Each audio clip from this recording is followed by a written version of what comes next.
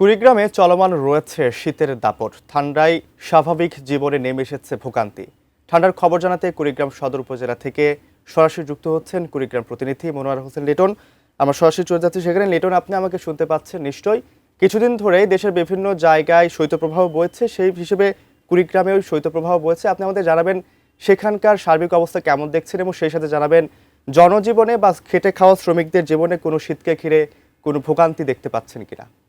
রোজ কুড়িগ্রামে যে চলমান মৃদু সত্যপ্রবাহ চলছে এটি অর্থাৎ আজকে আবহাওয়া অধিদপ্তর যেটি বলছে তাপমাত্রা ছিল 10.7 ডিগ্রি সেলসিয়াস।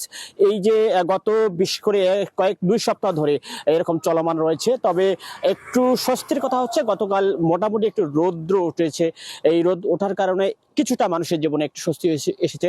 তবে তার তো তাপমাত্রা যেভাবে কমছে সেটি আবহাওয়া অধিদপ্তর বলছে এই তাপমাত্রা চলতি সপ্তাহ আরো কমবে। সেক্ষেত্রে চলমান মৃদু সত্য প্রবাহের কারণে এখানকার মানুষের খেটে খাওয়া মানুষ যে আর আছে তাদের জীবনে একটা বড় ভোগান্তি কিন্তু ইতিমধ্যে তৈরি করতে পেরেছে।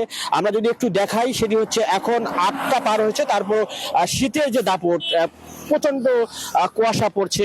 এই কুয়াশায় আমরা দেখতে পাচ্ছি যে আসলে যে মহাসড়কের যানবাহনগুলি আছে সেটি কিন্তু হেডলাইট চালিয়ে তারা চলাচল আমরা করতে দেখছি। এবং সেই সঙ্গে এই এখানকার ওই যে 400-এরও অধিক চরাঞ্চল এই জেলায়, সেখানে রয়েছে প্রায় 5 লক্ষেরও অধিক মানুষ সেখানে বসবাস করে।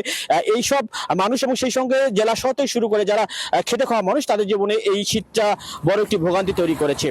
এবং এই অনেক মানুষ এখানে শুকনো কাপড়ের অভাব আমরা দেখতে পেয়েছি। এবং সেই সঙ্গে যেহেতু এই শীতটা একটু বেশি, সেক্ষেত্রে ছোট বাচ্চারা বিশেষ করে বৃদ্ধরা তারা কিন্তু অসুস্থ হয়ে পড়ছে এবং এই অসুস্থজনিত কারণে তারা হাসপাতালে ভিড় জমিয়েছে। হাসপাতাল কর্তৃপক্ষ এই অতিরিক্ত যে রোগী যারা আছে তাদেরকে নিয়ে অনেকটাই ভোগান্তিতে পড়েছে। আব্দুর রউফ, এই চলমান যে অবস্থা সেটি যদি আরো 1 সপ্তাহ চলে সেক্ষেত্রে ভোগান্তিটা কিন্তু আরো বাড়তে চলছে, সেটি বোঝা যায়। আব্দুর রউফ।